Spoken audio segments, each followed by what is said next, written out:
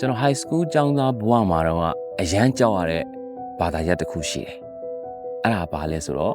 အင်္ဂလိပ်စာပဲ။မှန်တယ်အင်္ဂလိပ်စာဆိုရင်ဘလို့ကြောက်လို့ကြောက်မှမသိတာ။ဆိုလို့ကျွန်တော်တို့လိုနေမျိုးလေးတစ်မျိုးမှာမွေးဖွားခဲ့တဲ့လူတစ်ယောက်အနေနဲ့အင်္ဂလိပ်စာကိုစနစ်တကျအခြေခံကောင်းကောင်းနဲ့သင်ဖို့ဆိုတာဒါအိမ်မက်တစ်ခုလိုအောင်ပြောလို့ရတယ်ပေါ့နော်ဆိုတော့တခြားသော high school ကျောင်းသားတွေလိုပဲကျွန်တော်တစ်နှစ်တစ်တန်းပုံမှန်အောင်ခဲ့တယ်သို့တော့အင်္ဂလိပ်စာအခြေခံမပိုင်နိုင်တဲ့အခါကျတော့အထက်တန်းမှာလာပြီးတော့ဒီဟာထိတယ်ပေါ့နော်ပြောချင်တာဆိုတော့အထက်တန်းရောက်လာတဲ့အခါမှာကျွန်တော်တို့ကခါတိုင်းသင်ခဲ့ရတဲ့မြန်မာစာအင်္ဂလိပ်စာသင်ချာဒီ major 3မျိုးတွေမဟုတ်တော့ဘဲနဲ့ physics chemistry bio လို့ဘာသာရပ်မျိုးတွေပါတွဲပြီးသင်ရတယ်ဒီဘာသာရပ်တွေကိုလည်းကျွန်တော်တို့ English လိုပဲသင်ရတဲ့အပေါ်မှာဒါအင်္ဂလိပ်စာရဲ့အရေးပါမှုကိုဒါပို့ပြီးတော့နားလည်လာတယ်ဆိုတော့အင်္ဂလိပ်စာအခြေခံရှိဖို့အတွက်အင်္ဂလိပ်စာရဲ့အကြောင်းကိုကောင်းကောင်းနားလည်ဖို့အတွက်ဆိုလို့ရှိရင်လည်းကျွန်တော်တို့ဒါတိတိချာချာပြန်ပြီးတော့လေ့လာမှအောင်ဖြစ်မယ်ဆိုလိုချင်တာအထက်တန်းကျောင်းသားဘဝကိုရောက်နေတဲ့ကျောင်းသားတယောက်ဒီဒါအလဲတန်းလောက်မှာသင်ခဲ့တဲ့အင်္ဂလိပ်စာအခြေခံတွေကျွန်တော်ခေါင်းထဲမှာသိပြီးများဆကြံတော့မှာမဟုတ်ဘူးဆိုတော့အင်္ဂလိပ်စာအခြေခံအရန်အားနေတဲ့ကျောင်းသားတယောက်ဒီဒါအထက်တန်းရောက်လာတဲ့အခါမှာခေါင်းကပြောခဲ့တဲ့ physics chemistry နဲ့ bio လိုဘာသာရပ်မျိုးတွေမှာလာပြီးတော့အကြီးကျယ်ထိခိုက်တာမျိုးတွေကြောင်းရတယ်ဆိုတော့ကျွန်တော်တို့ language assembly ကအဲ့ဒီပြဿနာကိုဖြေရှင်းပေးဖို့အတွက်အင်္ဂလိပ်စာသင်တန်းအသစ်ကလေးတခုဖွင့်လှစ်ထားပါတယ်အဲ့ဒါကတော့ကျွန်တော်တို့ grade 9ကနေ12အထိဒီ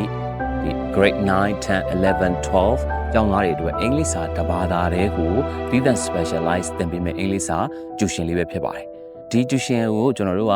ဒါပညာသင်တဲ့တစ်ခုလုံးဖွင့်လှစ်သွားမှာဖြစ်တယ်ကိုတက်ရောက်မဲ့အတန်းအတွက်သတ်မှတ်ထားတဲ့သင်တန်းကြီးလေးတစ်ခုသတ်မှတ်ထားတယ်ဒါလည်းအရင်အများကြီးတော့မဟုတ်ဘူးလူတိုင်းတက်နိုင်အောင်လို့အတက်နိုင်ဆိုကျွန်တော်တို့သင်တန်းကညှိပေးထားတယ်ဆိုတော့ဒီသင်တန်းကိုတက်တဲ့အခါမှာကျောင်းသားတယောက်တို့ဘယ်လိုအကျိုးကျေးဇူးတွေရှိမလဲဆိုတာကိုနည်းနည်းတော့ပြောပြခြင်းတယ်နံပါတ်1အင်္ဂလိပ်စာကိုကြောက်စရာကောင်းတဲ့ဘာသာရပ်တစ်ခုအနေနဲ့ဘယ်တော့မှထပ်ပြီးမြင်တော့မှာမဟုတ်ဘူး။နောက် English မေးခွန်းတွေကိုဘယ်လိုတိဆောက်ထားသလဲ။ဒီမေးခွန်းတွေကိုဖြေဖို့အတွက်ကျွန်တော်တို့ဘယ်လိုအကြောင်းအရာမျိုးတွေသိဖို့လိုသလဲ။ဥပမာကျွန်တော်ငယ်တော့ဆိုလို့ရှိရင်ဘာတွေ့ရင်ဘာဖြုတ်ဘာတက်ဘာပြောင်းဘယ်ကနေဘယ်ထိပြန်ကူးဆိုပြီးတော့ပဲကျွန်တော်တို့သင်ယူခဲ့ရတယ်။သို့တော့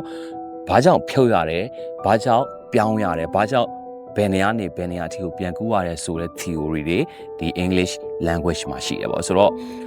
ကျွန်တော်တို့ဒီအချက်တွေအားလုံးကိုလည်းဒီသင်တန်းမှာအသေးစိတ်စနစ်တကျသင်ယူသွားမှာဖြစ်တယ်နောက်ထပ်ပိုပြီးထူးခြားတဲ့အချက်ကဒီသင်တန်းဒီကျောင်းစာအတွက်တင်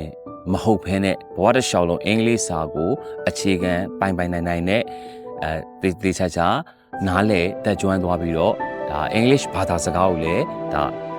ါသေချာကိုပြောတတ်အောင်လို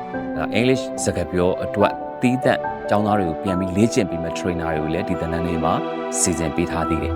ဆိုတော့ကိုတက်ရောက်မဲ့အတန်းအတွက်ဒါသက်ဆိုင်ရာ English ဒီ textbook ရဲ့ unit တစ်ခုချင်းစီအတိုင်းတွေလေ့ကျင့်ခန်းတွေနောက်ပြီးတော့ဒီ grammar pattern တွေပေါ့ဆိုလိုချင်တာ stylistic transformation tenses တွေကိုတက်မြောက်ပြီးတဲ့နောက်မှာကျွန်တော်တို့ကဒီ tenses တွေကိုပေါင်းပြီးတော့เนาะချောမွေ့တဲ့စာတပုတ်ဖြစ်အောင်ရေးတတ်ဖို့လည်းကျောင်းသားတယောက်တို့ကအင်မတန်အရေးကြီးတယ်ဒါမှလည်း essay letter တွေကိုကိုယ်တိုင်ရေးတတ်သွားမှာဖြစ်တယ်ဆိုတော့ဒီအင်္ဂလိပ်စာကျူရှင်မှာဆိုလို့ရှိရင်ကျောင်းသူကျောင်းသားတွေကို essay letter ကိုအလွတ်ကျက်ခိုင်းတာမျိုးမဟုတ်ဘဲနဲ့ကိုယ်တိုင်ဖန်တီးရေးသားနိုင်စွမ်းရှိတဲ့အထိကိုလေ့ကျင့်ပေးသွားမယ်ဆိုတဲ့အစီအစဉ်မျိုးတွေလည်းအများကြီးထည့်သွင်းပေးထားပါသေးတယ်နောက်တစ်ခုကဒီသင်တန်းကိုတက်ရောက်မဲ့ဒါအထက်တန်းကျောင်းသားတရားဟာဆိုလို့ရှိရင်ဒါ IPA လို့ခေါ်တဲ့ International Phonetic Alphabet တွေနဲ့တကွာအတန်တော့စနစ်တကျသင်ယူသွားမယ်အပိုင်းတွေလည်းကျွန်တော်တို့စီစဉ်ပေးထားတယ်အဲ့တော့ကျောင်းသားတယောက်ဒီအင်္ဂလိပ်စကားလုံးတစ်လုံးရဲ့အတန်အတွက်ကိုမသိဘူးဆိုရင်ဘယ်သူမှလိုက်မေးနေစရာမလိုဘူးဒီ English အတန်အတွက်ရေးပေးထားတဲ့ရှိနေပြီးသားဖြစ်တဲ့ IPA symbols တွေကိုဖတ်တတ်ပြီးဆိုတာနဲ့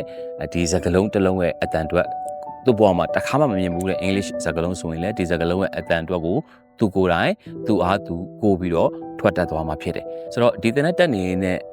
တဖြည်းဖြည်းသိလာမှာကဒီကျောင်းသားဒီကျောင်းသင်ခန်းစာတွေထဲမှာပါတဲ့စကားလုံးတွေ grammar စီးမင်းစည်းကမ်းတွေကိုပဲပြန်အသုံးပြုပြီးတော့အင်္ဂလိပ်စကားကိုကျွမ်းကျင်ကြီးပြောတတ်လာနိုင်မယ်ဒီတစ်ခုတော့ကျွန်တော်တို့ language assembly ကအတိအကျအာမခံပေးထားတယ်ကျွန်တော်တို့အင်္ဂလိပ်စာကျူရှင်ကိုလာတက်တဲ့ကျောင်းသူကျောင်းသားတိုင်းတကယ်စာလိုက်လုပ်တဲ့သင်တန်းချိန်မပြတ်တဲ့လေ့ကျင့်ချိန်တွေမပြတ်တဲ့ကျောင်းသူကျောင်းသားတိုင်းသည်အင်္ဂလိပ်ဘာသာစကားကိုကျွမ်းကျင် ကျွန်တော်တို့ AECC ပြောနိုင်သွားမယ်ဆိုတဲ့အာမခံချက်ကိုကျွန်တော်တို့တိတိကျကျပေးထားတဲ့သင်တန်းမျိုးလည်းဖြစ်ပါတယ်။အခြေခံမပါတဲ့ကျောင်းသားတွေအတွက်ကောကျွန်တော်တို့ဘယ်လိုစီစဉ်ပေးထားသလဲတချို့ကျောင်းသားမိဘတွေလာမေးတာရှိတယ်။အဲ့ဒီတော့လည်းကျွန်တော်တို့ကဒါအင်္ဂလိပ်စာအခြေခံတွေပေါ့နော်ဒီအလယ်တန်းအထက်တန်းကျောင်းသားတယောက်မှရှိသင့်ရှိတတ်တဲ့အင်္ဂလိပ်စာအခြေခံတွေအတွက်စိုးရိမ်စရာမလိုအောင်ကျွန်တော်တို့ဒါ group တစ်ခုဖန်တီးပေးထားတဲ့အဲ့ group လေးထဲမှာဆိုလို့ရှိရင်ဒါကျောင်းသားတယောက်ရဲ့ဘဝမှာရှိထားမယ်အင်္ဂလိပ်စာနဲ့ပတ်သက်တဲ့အခြေခံသင်ခန်းစာတွေအားလုံးကိုကျွန်တော်တို့တင်ပေးထားတာဖြစ်တဲ့အတွက်ဒီနေ့တစ်ပုတ်နှစ်ပုတ်ဝင်ကြည့်အောင်နဲ့ဒီကျူရှင်လေးကိုတက်ရင်းနဲ့အင်္ဂလိပ်စာဒါအောက်တက်မကြည့်ခဲ့တဲ့အပိုင်းတွေအခြေခံမပိုင်နိုင်ခဲ့တဲ့အပိုင်းတွေကိုလည်းဒါအင်္ဂလိပ်စာဝမ်းစာတခါတည်းပြန်ဖြည့်နိုင်တဲ့အစီအစဉ်လေးလည်းဖြစ်ပါတယ်ဆိုတော့ဒီသင်တန်းလေးကိုစိတ်ဝင်စားတဲ့အကြောင်းသားမိဘတွေအနေနဲ့ဒါကိုသားသမီးအတွက်ဒီ grade 9 10 11 12ဒီအင်္ဂလိပ်စာသီးသန့်သင်တန်းလေးကိုတက်ရောက်ခြင်းလဲဆိုလို့ရှိရင်တော့ဒီ send message ဆိုတဲ့နေရာကနေဒါသင်တန်းတက်ခြင်းနဲ့အကြောင်းသားရဲ့နာမည်နောက်သူ့ရဲ့လက်ရှိတက်ရောက်နေတဲ့အတန်းပြောပြီးတော့သင်တန်းလေးကိုအခုချိန်ကနေစပြီးတော့အနံလို့ရပြီဆိုတဲ့အကြောင်းကိုသင်တန်းကောင်းလဲပါချင်ပါတယ်